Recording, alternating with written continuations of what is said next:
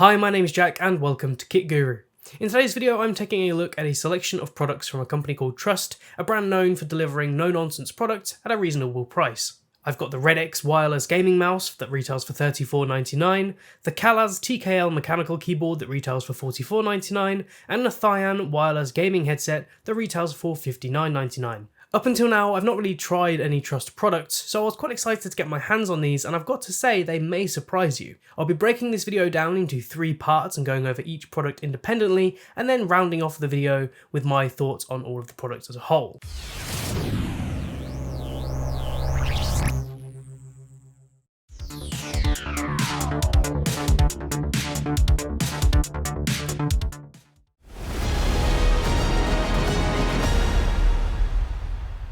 So let's start off with the mouse. So the Redex comes in this purple and red box that matches Trust's gaming brand colours, and it includes all the key information about the product.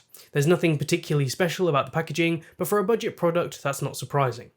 Now opening the box up, you'll find the mouse, a user manual, and a 1.6 meter braided USB cable. This cable is pretty thick, and even after unfolding it there are still some kinks. That being said, I've not noticed any drag or snagging in wired mode. Now you may be wondering, if this is a wireless mouse, then where is the wireless dongle inside the box? Well, it's actually underneath this little magnetic hood at the top of the mouse. The Redex uses a 2.4 GHz connection with a wireless range of up to 10 meters, and I've noticed no issues with the wireless connection at all. Looking at the overall design of the mouse, it is pretty basic. It's just a simple wireless mouse, although it does have some nice RGB elements that I'll go over in more detail later. The Redex mouse weighs 86 grams. This is kind of heavy when comparing it to the glorious D- wireless that I reviewed previously, which weighs around 67 grams, although I can't say the excess weight has made much of a difference to me when gaming or in day-to-day use. The Redex is made mostly of matte plastic, and overall the build quality is good. When applying pressure to the mouse, there's very little flex or creaking. Although you can see here that after a few weeks, there's a slight shine where my thumb sits on the left side of the mouse. You'll also notice that Trust hasn't added any kind of rubber grip at the side of the mouse. Now this is likely a cost-saving measure, and although some of you may like some kind of grip on the sides, I personally prefer mice like this, as grips can make my hands feel clammy over time, and they can collect dirt. The Redex has an ambidextrous shape, meaning both the left and right sides are symmetrical, but bear in mind that the buttons are on the left side, so really this is aimed at right-handed players. Typically, I don't like the feel of ambidextrous mice and find them uncomfortable, but I've really enjoyed using this one. I can't quite tell you why, it just feels good in my hand. I've been using this with fingertip and claw grip mostly, but it does work well for palm grip as well, and just for reference, my hands are around 20 centimeters long. So turning the mouse over, you get 2 pretty large UPE gliding pads for smooth movement, and from my experience so far with the mouse, I've had no problems with friction. For both casual and fast-paced games, the mouse moves perfectly. In the middle you have the sensor, and this is the PixArt 3325, which has a max DPI of 10,000, it features 20 Gs of max acceleration, 100 IPS tracking speed, and it supports a polling rate of 125 to 1000 Hz. On paper, the specs of the mouse are very modest compared to what we're used to, but it still performs very well. I've had no issues so far when gaming, no spinning out with fast movements, and no jitter. For a budget mouse, this is probably all you need. Moving further down, you have 2 toggle switches, one for the polling rate, and you can toggle this between 125, 500 and 1000. 1000 Hz will use up more battery though, compared to the lower polling rates, as it's sending more data per second. Next to that, you have the power switch, and there are 3 positions: off, on with LED, and just on with no LEDs. Now I love that there's an on with no RGB option, because this will save as much battery as possible. When it comes to battery life, the mouse should last around 50 hours of continuous use, but this is difficult to test because after 30 seconds it goes into a sleep mode, and there's nothing you can do to change that. There's no settings in the software or anything like that to turn off sleep if you don't want it on. And for my use, I'm able to use this mouse for about 5 days, around 8 hours per day, without needing to recharge it. What I do like about this mouse is that you can still use it while it's charging, so if you're running low on battery, just plug it in and use it as normal. When the battery does start getting low, you'll notice that the RGB lights start flashing red, and that's your cue to start charging the mouse. It is worth mentioning that when the battery does get low on the mouse, it does start to become a little jittery and unresponsive, but I think that's to be expected from wireless products. The Redex features 6 buttons in total, the 2 primary buttons, the scroll wheel, the DPI button, and 2 side buttons, and these are all programmable in Trust software. Now the DPI button is under the scroll wheel, and when you cycle through the different DPI stages, the LEDs will blink depending on what colour the DPI is set to in the software. Now by default you have 7 different DPI stages between 800 and 10,000. The primary buttons feature Callaz switches rated for 80 million clicks, which is a lot, and this should last you many years of use. I did notice a fair amount of pre and post travel on both primary buttons, but I haven't found this to be an issue. All of the buttons are fairly loud and clicky, including the side buttons, which is great. I prefer mice like this as they have a more tactile feel to them. The scroll wheel is light with a fair amount of resistance, and the rubber nibs provide a comfortable scrolling experience. I've not noticed any scroll jitters or squeaking noises, which is a common issue with cheaper gaming mice. And here's a sound test of all the buttons.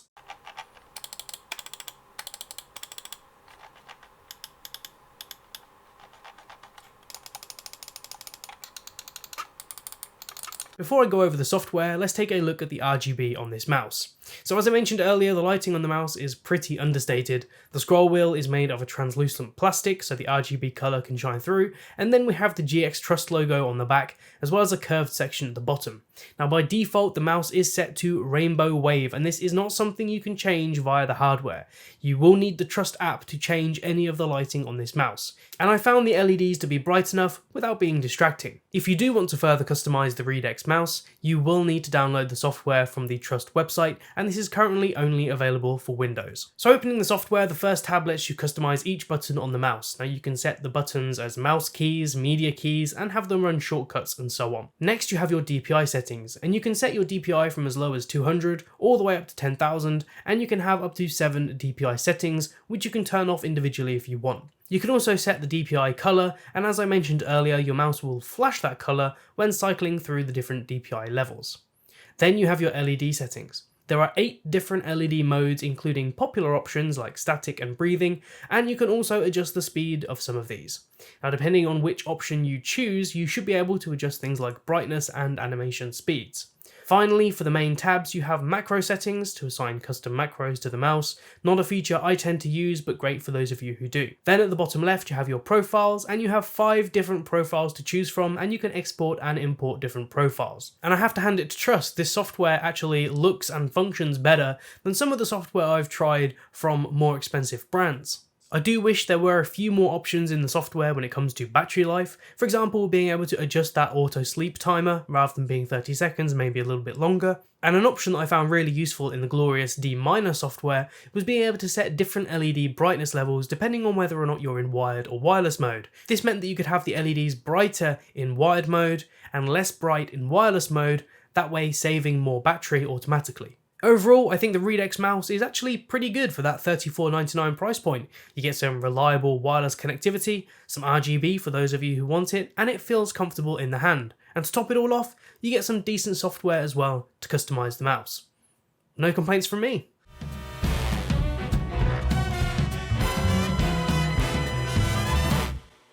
So next, let's take a look at the Callaz TKL mechanical keyboard. So starting off with the unboxing, the Callaz actually comes in slightly different packaging. This time it's red and black. Like the mouse, it includes all of the major product details, and there's a little cutout down here so you can try the mechanical switches.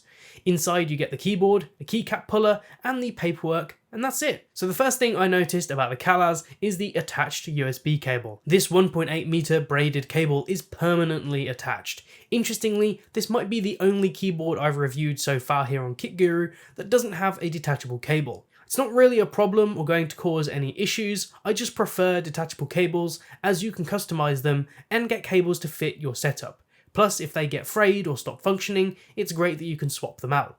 But obviously you won't be able to do that here. So just to remind you, this is a budget keyboard, it costs around $44.99, but even with that in mind, I do think it feels a bit cheap. You do get a metal top plate, and it definitely aids durability because there's virtually no flex on this keyboard, but it still feels really plasticky. Appearance wise, the top plate is this kind of gunmetal colour, and it's nicely machined to fit the plastic surround, and actually it looks pretty good. The only real branding on the keyboard is the GXT gaming logo above the arrow keys, otherwise the keyboard feels very understated, which I like. Turning the Callaz over, you get 4 rubber pads and 2 flip out feet. And these also have thin strips of rubber to help keep the keyboard fixed to your desk. The keyboard weighs around 650 grams, which is by no means heavy, and I think that adds to the sort of plasticky cheap feel of the keyboard. Also, those little rubber pads underneath the keyboard don't do a very good job of keeping it planted to your desk. It's very easy to accidentally move. I also noticed that this little rubber strip that goes on the feet is starting to come off on my keyboard, so not good. The Callaz features a UK ISO layout with 87 keys in total. You also get 12 media keys which can be used by holding FN. It has an 8 millisecond response time, so a 125Hz polling rate, a bit slow compared to other gaming boards, although I've not noticed any difference when gaming or typing in general. The Callaz also supports full N key rollover, and there's a Winlock key to disable the Windows key, which is handy for gamers. For those of you who like your RGB, the Callaz does have some pretty good options. Just press the scroll lock key and you'll cycle through 20 different modes. You can also adjust the brightness or the speed of the animations by holding FN and using the arrow keys. There is one slight drawback with the RGB on this keyboard, and that's the fact that there's no static mode. So you can't just have like red or white or purple or blue or whatever colour you might like. There is no option for that, and there is no software for this keyboard, so you can't customize the lighting either. This may be a problem if you are planning on customizing this keyboard to match your other peripherals, but I think it's fine, and side by side with the mouse it looks pretty good. So let's get to what is probably the weakest part of the keyboard, the ABS keycaps. These are black, they're glossy, and after about 2 weeks you're going to notice the paint wearing off. Looking at the E and R on my board, you can see that the paint has worn off quite substantially. Now it just makes me wonder, if you had this keyboard for a year or more, would you just end up with like no paint on the keys whatsoever? Maybe, but you know, it's pretty bad that after 2 weeks they look like this. This may even be one of the worst instances of paint coming off keycaps that I've seen recently. All I can say is that it's a good job you get a keycap puller, because you're probably going to want to remove these keycaps and put on something more durable. But really, you shouldn't have to do that. The keycaps on the keyboard should last longer than 2 weeks. I mean, it's really disappointing. The only good thing I can say about the keycaps is the fact that the backlight shines through really nicely, and they actually look pretty good other than the paint wearing off. The switches you get on the Callaz are from a brand called OSMO, and to be honest, they're not actually that bad. They're linear red switches that have 47 grams of actuation force with a 2.1mm actuation point and 4mm of total travel. And quite honestly, these feel pretty good, and they're fairly quiet too. They're also rated for 50 million key presses, which is more than enough for a lifetime of use. For typing and gaming, I found this keyboard has performed well. Usually when I get a new keyboard to test, there's a sort of transition period where I'll be mistyping a bunch of stuff because I'm not used to the keycaps and I'm not used to the switches. But with this keyboard, there wasn't really that transition period.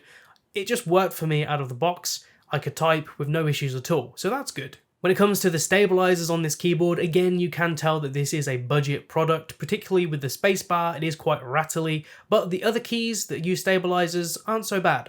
And here's a quick sound test.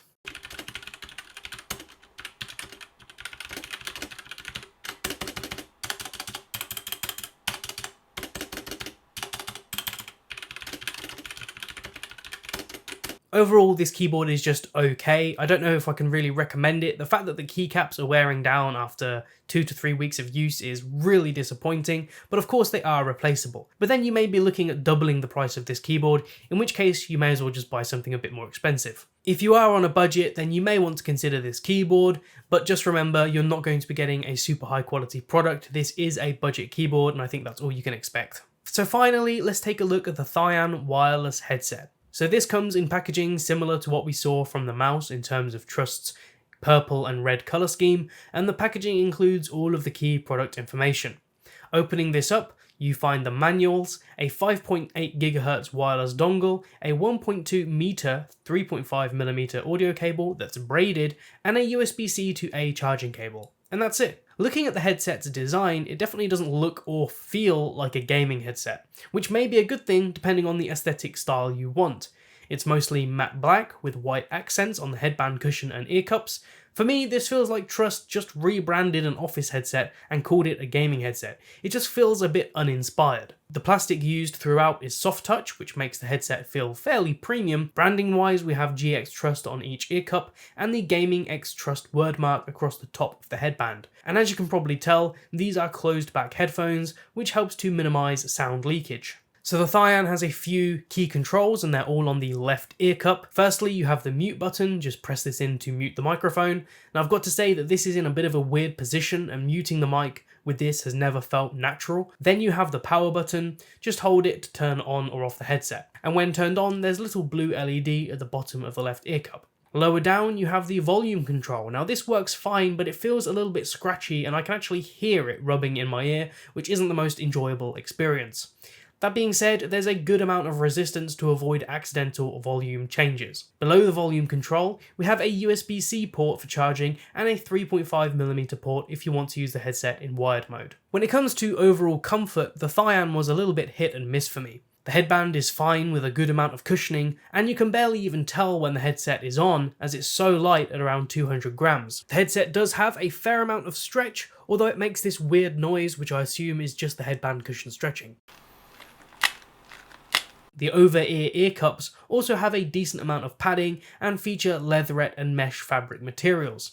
Now I found the ear cups to be a little bit too small for my ears, not that they're tight or anything like that in particular, but I can actually feel the driver of the headphone up against my ear, which wasn't comfortable at all. And because my ears were actually touching the drivers, it did lead to my ears feeling a little bit warm over time. The headset doesn't have any vertical or lateral rotation on the ear cups, but this hasn't made it uncomfortable in any way for me. You also get 12 steps of adjustment, so you can increase the height of this headset by around 2.5 centimeters, and this fits me perfectly on the smallest setting. In general, the headset's lightweight design does make it incredibly easy to wear for hours on end. It's just a shame about my ears touching the drivers. When it comes to battery life, on paper, Trust says that you'll get around 13 hours of non-stop use, and from my tests that seems about right. After about 2 days I did need to charge this up. When it comes to sound, the headset features two 40mm neodymium drivers, and honestly, this headset actually sounds really good, especially when considering that £60 price. Sure, they're not quite as thumpy or dynamic as more expensive headphones, specialising in audio quality, but for the price you get what you pay for and more. The bass isn't too overwhelming, and when listening to vocals they are super clear. Even at high volumes, the 40mm drivers hold together well without sounds merging together or breaking apart. I'd happily recommend this headset when it comes to listening to music or playing games, and actually, in all honesty, I think it sounds better than some of the more expensive headsets that I've reviewed here, including the Razer Kraken V3 Pro wireless headset. That did sound a bit muffled and I didn't get that sounding good until I was adjusting some of the EQ settings, whereas this sounds great out of the box. Let's now talk about the microphone. So this is a non-detachable, bendable microphone that comes with a pop filter. It bends well and keeps its shape, which is something I always look out for with these bendable microphones, as many just sort of ping back into certain positions. So extra points for Trust, as this one is solid. You can also fold this away when you don't want to use it, and here's how it sounds. So this is a microphone test on the Thian headset. How does it sound? I think it sounds pretty good, although it's definitely not the best microphone I've heard in a headset recently. That has to go to the Corsair HS65, which almost sounded too good to be in a headset. But how does this sound? So if I do some plosives like p-p-p, p-p-p, does the pop filter do a good job of reducing those p-p-p, p-p-p? For my tests, I think this microphone sounds fine. It's going to be more than good enough for Zoom calls, Discord and stuff like that, but obviously if you're planning to stream, I would look at getting a professional microphone. Admittedly, listening to that test, the microphone does not sound that good, but considering this microphone doesn't have any noise cancellation or anything like that, I think it still sounds pretty clear. It also does a really good job of removing plosives, which I'm sure are helped by that foam filter. So overall, I think it sounds fine. Like if you're just doing Zoom calls, Discord calls, I don't think anyone is going to have issues with the sound of this microphone. Like the keyboard, the headset doesn't come with any kind of software, so you can't customize any settings, but you can use some of the settings in Windows if you want, such as enabling Windows Sonic. So that's pretty much it for the Thian headset. It really is a no-frills headset that just performs as you'd hope. It sounds good, the microphone is okay. The only issue I had was my ears touching the drivers, but I can't say that will be the same for everyone. So what do I think of these Trust products as a whole? Well, I think the mouse is probably the best out of all three of them in terms of price and performance. The keyboard is definitely the most disappointing, and to be honest, I don't think I can recommend it based on those keycaps wearing down after just 2 to 3 weeks. And the headset, I think it sounds fantastic for the price, with the only issue really being my ears touching the drivers. If you found this video helpful, be sure to leave a like, it really helps out the KitGuru channel. If you want to see more from us, be sure to subscribe, hit that bell icon as well, and you'll be notified when we upload another video. If you want to pick up some cool merch, like the t-shirt I've been wearing, the merch links are in the description. You can also check us out on Patreon as well to unlock some exclusive content. My name's Jack, you've been watching KitGuru, and I'll see you in the next one.